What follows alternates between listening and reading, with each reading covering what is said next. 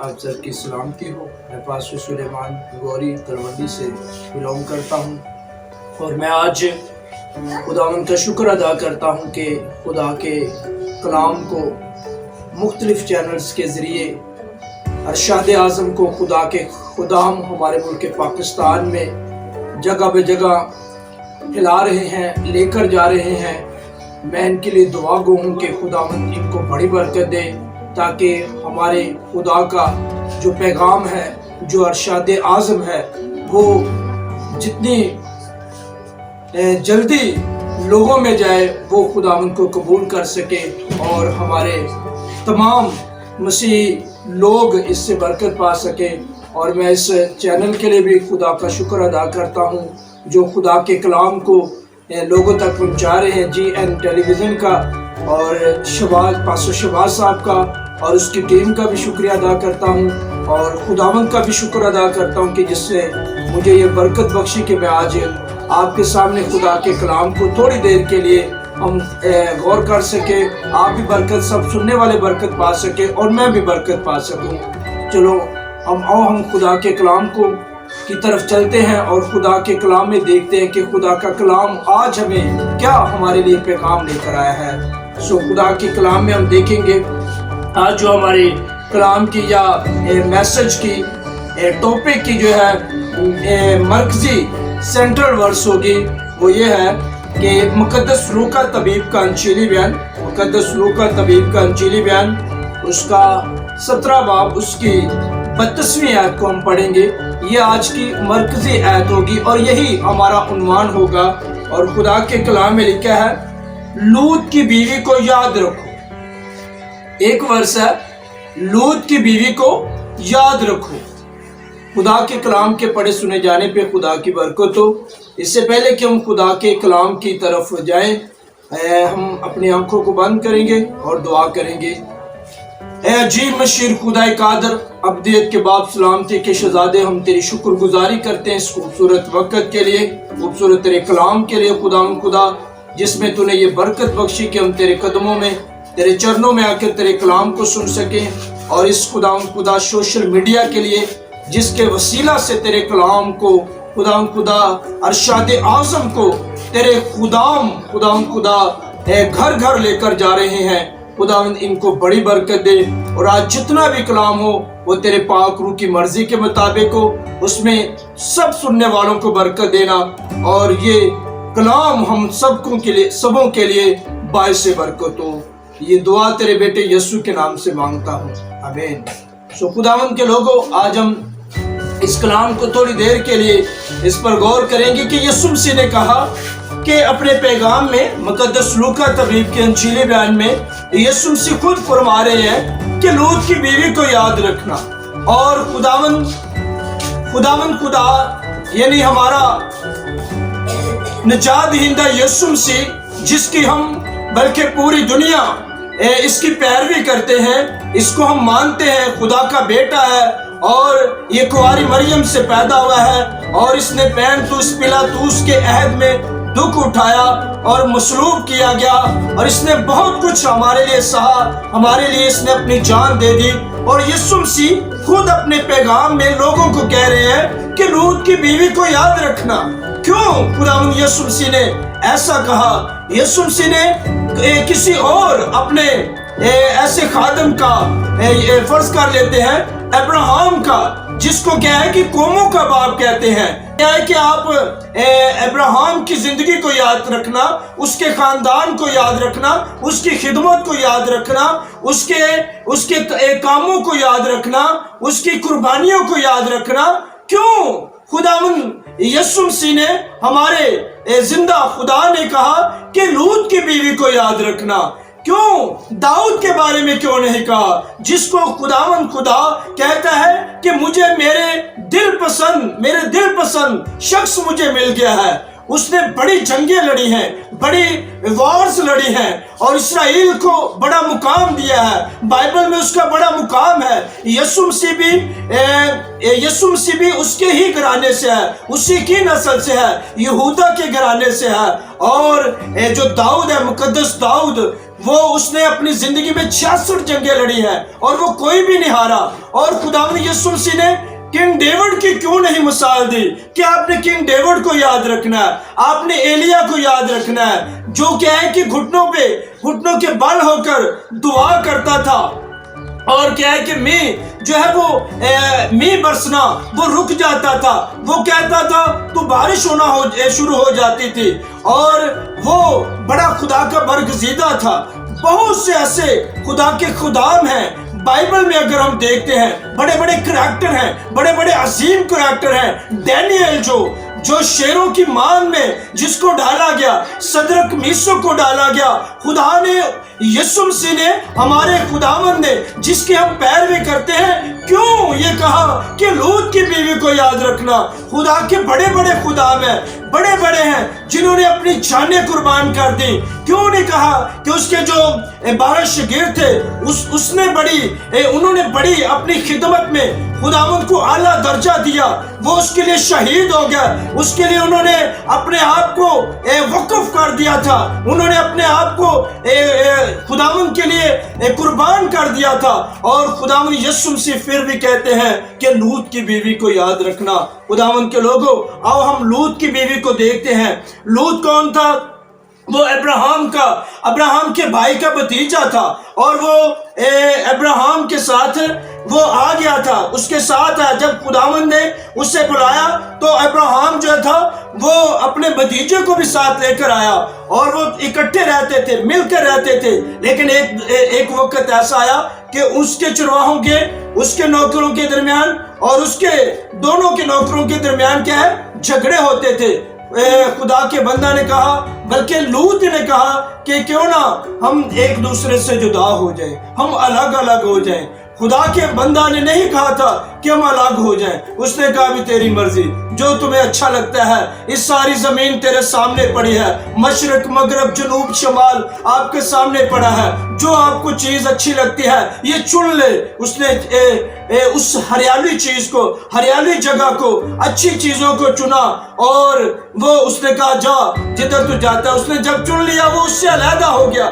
اور میں یہاں پر ہمیں ایک سبق ملتا ہے, اس نے لوط نے اس برکت شخص کو چھوڑ دیا تھا. اس کی ناکامی کا آگے جا کے ہم دیکھتے ہیں کہ خداوند یسوع مسیح نے کیوں کہا کہ لوط کی بیوی کو یاد رکھنا. اور اس نے یہاں پر بہت میجر غلطی کر دی تھی لوط نے, کہ اس نے برکت شخص کو, اس برگزیدہ شخص کو, راست باز شخص کو, کامل شخص کو, باپ ابراہم کو اس سے سیپریٹ ہو گیا تھا. وہ اس سے جدا نہیں ہو گیا تھا, وہ اپنی برکات سے جدا ہو گیا تھا. اور اس کی جو کمپنی تھی, فیلوشپ تھی, وہ اس کے وسیلہ سے, ابراہم کے وسیلہ سے لوط کو بھی برکت مل رہی تھی. تو جب وہ جدا ہو جاتے ہیں, جب وہ سدوم اور عمورہ کو چن لیتا ہے, وہ انہی علاقوں میں چلا جاتا ہے, اور جب وہ رہتا ہے, اور کچھ ہی سالوں کے بعد, چند ہی سالوں کے بعد, جو شہر بڑے ہرے بھرے تھے, بڑی رونق تھی, وہاں جو رونق تھی وہ برائی میں, بدی میں بدل گئی. اور جب وہ ان لوگوں میں گیا, جب اچھے لوگوں کے ساتھ ہماری فیلوشپ کٹ ہوگی تو ہم برے لوگوں میں چلے جائیں گے, اس سوسائٹی میں چلے جائیں گے تو ہماری بربادی ہوگی. اور جب وہ چلے جاتے ہیں ان علاقوں میں, سدوم اور عمورہ میں, تو وہاں کے لوگوں کے وہ چال چلن اپنا لیتے ہیں, وہاں کے لوگوں کی کہہ کے رسومات اپنا لیتے ہیں, ایون کہ وہ ان کے گناہوں میں شامل ہو جاتے ہیں, ان کے تہواروں میں شامل ہو جاتے ہیں. میں آپ کے سامنے ایک دو ورس پڑھوں گا اسی موضوع کے لحاظ سے, کہ پیدائش کی کتاب, بائبل مقدس کی پہلی کتاب, پیدائش کی کتاب, اس کا 19واں باب, اس کی 12 آیت میں لکھا ہے کہ تب ان مردوں نے لوط سے کہا, کیا یہاں تیرا اور کوئی ہے داماد, اور اپنے بیٹوں اور بیٹیوں اور جو کوئی تیرا اس شہر میں ہو سب کو اس مقام سے باہر لے جا. یہاں پر بدی اتنی بڑھ چکی تھی سدوم اور عمورہ کے ان علاقوں میں, کہ خدا اپنے فرشتوں کو بھیجتا ہے, فرشتے جاتے ہیں اور ان کو کہتے ہیں کہ آپ جو جلدی کریں, اور جلدی کریں اس کے خاندان کو, لوط کو کہتے ہیں, اور لوط اپنے خاندان کو کہتا ہے جلدی کرو، خداوند اس شہر کو غرق کرنے والا ہے، آگ اور گندک برسانے والا ہے۔ اور وہ کیا ہے؟ وہ کہتا ہے جو بھی آپ کے رشتہ دار ہیں، جو بھی آپ کے ریلیٹیوز ہیں، ان کو جلدی سے نکال لو، ٹائم بہت ہمارے پاس مختصر ہے، ابھی جو ہے آگ اور گندک کی جو ہے بارش ہونے والی ہے، سب جل جائیں گے، ہلاک ہو جائیں گے۔ میں نہیں چاہتا، ہم نہیں چاہتے کہ آپ ان کے ساتھ ہلاک ہو جاؤ۔ یہاں پر کہتے ہیں کیونکہ ہم اس مقام کو نیست کریں گے، اس لیے کہ ان کا شور سے مراد ان کی بدی، ان کے سنز، ان کے گناہ اتنے زیادہ ہو گئے تھے کہ وہ آسمان تک پہنچ گئے تھے۔ اسی لیے خدا نے کہا، خدا کے فرشتے کہتے ہیں ہم اس مقام کو، اس جگہ کو، ان علاقوں کو تباہ و برباد کر دیں گے، ڈسٹروائے کر دیں گے، ختم کر دیں گے۔ اور کیا ہوتا ہے کہ وہ ان کو جلدی کرنے کی کہہ رہا ہے۔ اور خدا آج ہمارے لیے بھی پیغام ہے، ہم بھی اس دنیا میں رہتے ہیں، آج کی بدی بھی اس سدوم اور عمورہ کی طرح بہت زیادہ بدی ہے۔ اور خداوند آج بھی کہہ رہا ہے اپنے خادمین کے ذریعے، جس طرح ہمارے ملک پاکستان میں، اور میں بڑا خوش ہوں کہ ہمارے بڑے ایسے پاکستانی خادم ہیں جنہوں نے مختلف چینلز بنائے ہیں اور اس کے ذریعے خدا کا پیغام جا رہا ہے، اور وہ بھی کہہ رہے ہیں خدا کا کلام ہمیں ہر روز خدا کے خادم بتا رہے ہیں، ارشاد اعظم بتا رہے ہیں کہ ہم بھی کیا ہے ہماری بدیوں کا، گناہوں کا، بد فعلیوں کا، بد عمالیوں کا شور خداوند تک پہنچ رہا ہے۔ اس سے پہلے کہ ہم اس مقام سے ہلاک ہو جائیں، ہم بھی جلدی کریں، خداوند کے پاس آنے کے لیے جلدی کریں۔ اور خداوند بڑی برکت ہے، خداوند کے حضور بلند ہوا ہے اور خدا نے اسے نیست کرنے کو ہمیں بھیجا ہے۔ یہ فرشتے کہہ رہے ہیں، یہ فرشتے پیغام لے کر جا رہے ہیں۔ اور جس طرح اس چینل کے ذریعے خدا کا پیغام آج ہمارے لیے بھی یہی ہے کہ ہم بھی جلدی کریں، دیر نہ کریں۔ آگے ہم دیکھیں گے کہ اس خاندان نے، اس فیملی نے کیا کیا کہ یہ انہوں نے جلدی نہیں کی تو یہ ہلاک ہو گئے۔ آگے لکھا پیدائش کی کتاب 19واں باب اس کی 14 آیت میں لکھا ہے، تب لوط نے باہر جا کر اپنے دامادوں سے جنہوں نے اس کی بیٹیاں بیاہی تھی باتیں کی اور کہا اٹھو اور اس مقام سے نکلو، کیونکہ خداوند اس شہر کو نیست کرنے والا ہے، تباہ کرنے والا ہے، غرق کرنے والا ہے، ہلاک کرنے والا ہے۔ اور آگے لکھا ہے جب صبح ہوئی تو فرشتوں نے لوط سے جلدی کرائی۔ کتنا وہ خدا کے فرشتے وہ کہہ رہے ہیں کہ جلدی کر لیں۔